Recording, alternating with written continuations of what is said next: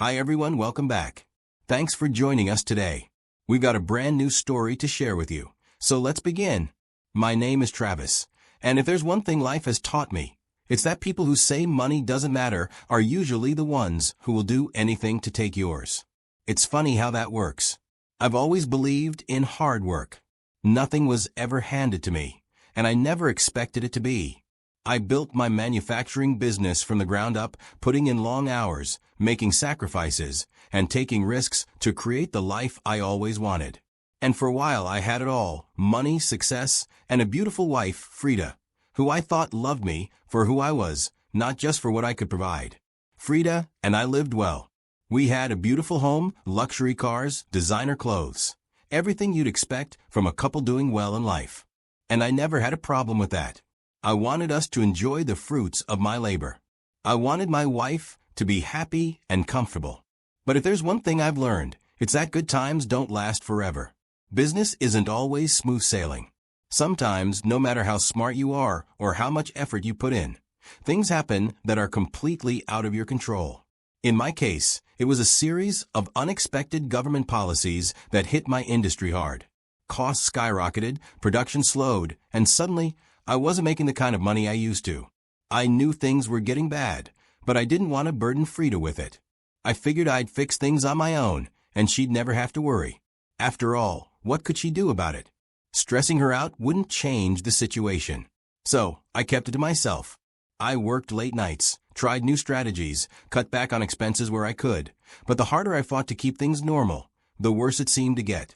And what I didn't realize at the time was that while I was busy trying to save our future, the person I was trying to protect was already slipping away. One morning, I remember sitting at the kitchen table, staring into my coffee, trying to find the right words. I couldn't keep up with the lifestyle we'd gotten used to. I had kept to myself for as long as I could, hoping things would turn around, but they hadn't.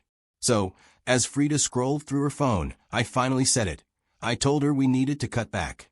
No more mindless spending, no more shopping sprees, no more fancy dinners just because we felt like it. At least, not until business picked up again. She looked up at me, her fingers frozen over the screen, her expression unreadable at first. Then, without a word, she set her phone down and took a slow sip of her coffee in silence. She didn't argue, but she didn't agree either. She just sat there, staring at the table, before eventually getting up and walking out of the kitchen without another word. I thought maybe she needed time to process it. Maybe she'd come around once she realized I wasn't doing this to punish her. I was doing it so we wouldn't drown. But I was wrong. Over the next few weeks, everything about her changed. She became short-tempered, always finding something to complain about. If she wasn't sighing dramatically over not being able to buy a new dress, she was rolling her eyes whenever I mentioned staying in instead of going out. She started comparing herself to her friends, saying she was the only one who wasn't enjoying life. The only one who wasn't traveling, shopping, or getting gifts from her husband. It didn't matter how many times I explained that this was temporary, that I was doing everything in my power to fix things. She didn't care. All she saw was that she wasn't getting what she wanted, and to her, that was the real problem. Then she started pulling away. Before, we always told each other where we were going, even if it was just a quick trip to the grocery store. But suddenly, she stopped telling me. She would leave the house without a word and come back hours later, barely saying anything when I asked where she'd been. If I pressed, she'd snap at me, accusing me of making a big deal out of nothing. The worst part? The house didn't feel like home anymore. Every time I walked in, I could feel the tension in the air. I found myself hesitating before speaking, weighing my words carefully to avoid setting her off. I had no idea what would trigger another argument or another passive-aggressive remark. And honestly, I was exhausted. One evening, I had just come back from the office, exhausted but relieved to be home. I noticed that Freda was in the kitchen, so I decided to go talk to my wife, even if only for a moment, before heading to the bedroom to change. I had spent the entire afternoon on calls, trying to hold things together. As I stepped into the kitchen, Freda was standing by the counter, stirring something on the stove. The warm scent of whatever she was cooking filled the air. Her phone was on the counter, screen facing up. I leaned against the counter, trying to start a casual conversation. "Hey, how was your day?" I asked, rubbing the back of my neck. Before she could respond, a message notification flashed on the screen, drawing both our eyes to it. It was from a number I didn't recognize. It was flirty, unmistakably inappropriate. "Freda, move fast." She snatched up the phone with a speed that felt unnatural, her fingers swiping across the screen before I could get another look. But I had already seen enough. I kept my voice steady. "Who was that?" I asked, my eyes locked on hers. She barely looked up. "What?" She was already typing something, probably deleting messages, clearing whatever she didn't want me to see. "The message that just came in," I said. "Who was it from?" Her face hardened, just slightly, before she let out a small, forced laugh. "Oh, that? Just some random spam. Nothing important." I didn't buy it. I don't think she even expected me to. I took a slow breath, keeping my anger in check. "Freda, don't lie to me." She sighed dramatically, finally looking up. "Travis, you're overreacting. It was just some guy being stupid." I didn't even respond. I refused to let my anger explode. I was already dealing with enough, trying to stop my business from sinking, trying to keep our life together. The last thing I needed was another war inside my own home. So I didn't yell. I didn't throw accusations. I just looked her in the eye and said, "End whatever this is." "I'm serious, Freda." She scoffed, rolling her eyes. "There's nothing to end." I let out a slow breath, standing up. Then it shouldn't be a problem, should it? I didn't push further. I could have, but I knew where that would lead. Another screaming match, another argument that would fix nothing. And right now, I needed to pick my battles. I knew what my gut was telling me, but I also knew that if I forced the issue now, she'd just bury it deeper. So I let it go, for the moment. My financial situation came to a point I had to make tough decisions. My business was bleeding money, and I had exhausted every other option. I cut down expenses, restructured operations, and even let go of a few employees just to keep things afloat. But it wasn't enough. The only real asset I had that could get me a decent loan without drowning in interest payments was our house. And so, after thinking long and hard about it, I decided to use it as collateral. I sat Freda down, hoping she'd understand. I wasn't expecting her to jump for joy, but I thought she'd at least see the logic in it. The moment the words left my mouth, she couldn't hide her anger. She didn't even let me finish before she exploded. "Are you insane? You're going to have us living on the street because of your stupid business," she yelled. I tried to stay calm and explain. The bank would give me a better deal if I used the house as security. It wasn't like we were losing it. This was temporary. As soon as business picked up, I'd clear the loan. But she wasn't hearing any of it. Freda didn't care about interest rates or business recovery plans. She cared about one thing: stability. Or, more accurately, the illusion of stability. The idea that her comfortable life could even be slightly at risk was unacceptable to her. She told me I was reckless, that I wasn't thinking about her. She made it sound like I was gambling our future away just for fun. "I don't trust this plan. I don't trust that things will get better," she said, crossing her arms like a stubborn child.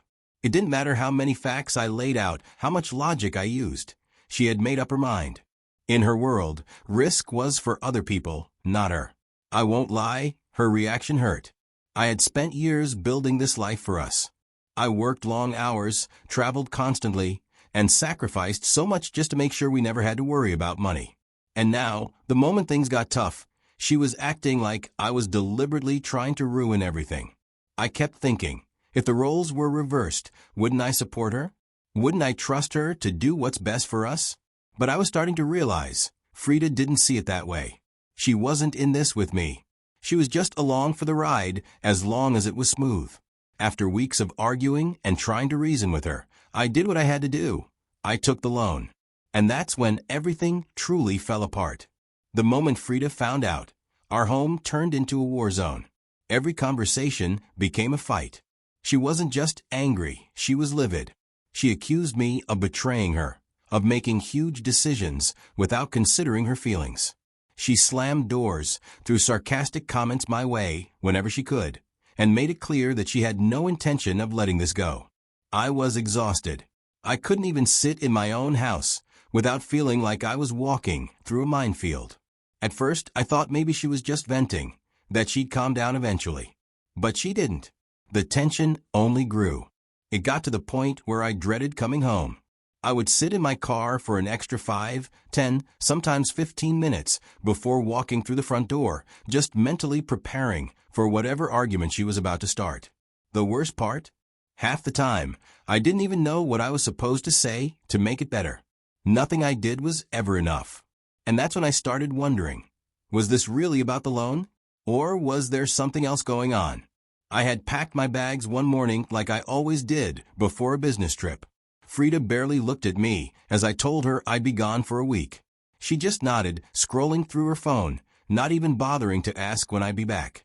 Something about the way she acted didn't sit right with me, but at this point, I had learned to stop questioning it. Things between us had been tense for weeks, and honestly, I was too exhausted to fight another pointless battle. So I left. The next day, I came home earlier than expected. The house was silent. Usually, even when Freda wasn't in the living room, there would be some sign of life. But this time, there was nothing. I walked into the bedroom, and that's when I saw it. Her side of the closet was empty. The drawers where she kept her jewelry, gone. Even the perfumes she lined up on the dresser were missing. My stomach tightened as I moved through the house, my eyes scanning the space, looking for some sign that this wasn't what it looked like. But every room told me the same story. Freda had packed up and left. I checked the garage, and that's when the final confirmation hit me. The car I bought for her was gone. She hadn't just left. She had taken everything she could with her. I pulled out my phone and dialed her number. It rang. Once, twice, then went to voicemail. I called again. Same thing. This wasn't just a temporary tantrum. She was gone. Hours passed, and then finally, my phone lit up with a notification. It was a text from Freda. I opened it, half hoping for some kind of explanation, some kind of excuse that would make this all make sense. But instead, I got 7 words that burned themselves into my memory. I'm moving in with someone more successful. Don't bother calling me. I stared at the message for a long time. I didn't call her. I didn't text back. I didn't even get angry. What was the point? The woman I married, the woman I built a life with, had just thrown everything away like it meant nothing. And for what? More money? A better life? She had made her choice, and I wasn't about to beg her to reconsider it. Instead, I took a screenshot of her message and forwarded it to my lawyer. She thought she was walking away to something better. She had no idea she had just made the biggest mistake of her life. You know, back when I first met Freda, I was completely taken by her. She was charming, beautiful, and had this effortless way of making me feel like the luckiest man in the world. But before I married her, my mentor sat me down and gave me some advice that, at the time, I thought was a little extreme. He told me, Travis, when a man is successful, love is easy. But the moment things get tough, that's when you'll see what she's really made of. Protect yourself. He had seen too many men lose everything when their wives decided they weren't interested in struggling. He told me how some women, after years of enjoying luxury, simply walked away when things got hard, taking half of what the man had worked for. That conversation stuck with me. So before Freda and I got married, I made sure we had a serious talk about financial security. I told her straight up, if you have no plans of cheating or leaving, then this shouldn't be a problem. But if you do, you get nothing. No house, no car, not even the designer clothes or jewelry I buy for you. And if you leave me for another man, you'll owe me alimony. She laughed at the time, saying she would never do such a thing.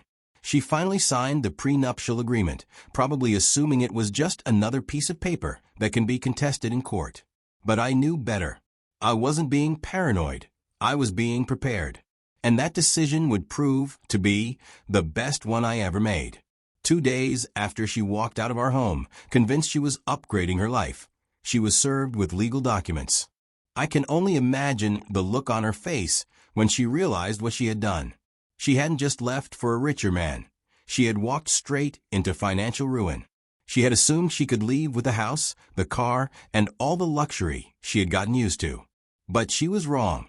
When she got the court papers, my phone started blowing up. Call after call, text after text. Suddenly, she had a lot to say. She apologized over and over, telling me she had made a mistake, swearing she had just been confused and overwhelmed by everything happening. She wanted to talk, but I didn't respond. Not once. I wasn't interested in her explanations, her excuses, or her sudden change of heart. She had made her choice. Now she had to live with it. When she never got a response from me, she thought she would ignore this issue and it would go away, but she had no idea. Months after Freda walked out of our home, believing she had secured a better future with her more successful man, I got some news. Turns out, the guy she ran to wasn't the financial savior she thought he was. In fact, he was nowhere near as wealthy as she had imagined. I wasn't actively checking up on her, but people talk. A friend of mine, who moves in some of the same social circles Freda used to frequent, casually mentioned that she had been complaining about money. A lot. At first, I wasn't surprised. After all, she had gotten used to a certain kind of lifestyle when we were together. But then, the details started rolling in, and I realized just how bad things had gotten for her. Apparently, this successful man she bet everything on wasn't the big shot she assumed. He had a bit of money, sure, but nothing close to what she had envisioned. She thought she was securing a luxury-filled future, but instead, she found herself adjusting to a reality she never planned for. One where she couldn't just swipe a card and get whatever she wanted. And from what I heard, she wasn't handling it well. She was learning firsthand what it meant to depend on someone who wasn't as financially stable as she once believed. Meanwhile, I had been doing what I always do, focusing on rebuilding. The business that had taken a hit was finally starting to recover. It wasn't overnight, and it definitely wasn't easy. But through careful planning, strategic moves, and sheer persistence, I was seeing real progress. Deals were coming back, money was flowing again, and the pressure I had felt for months was finally easing. But Freda's problems weren't just about adjusting to a lower standard of living. There was still the matter of the alimony she owed me. She probably assumed she could get away with ignoring it, thinking I wouldn't bother enforcing the terms of our prenup. Maybe she even believed I'd feel bad for her and just let it go. She was wrong. I wasn't out for revenge, but I also wasn't going to let her walk away from her legal obligations while I had upheld mine. So, I made a simple decision. I instructed my lawyer to move forward with enforcing the unpaid alimony. If she had thought she was struggling before, she was about to learn what real consequences felt like.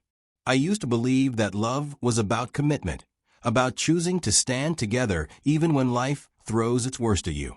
But after everything I've been through, I see now that for some people, love is only as strong as their lifestyle.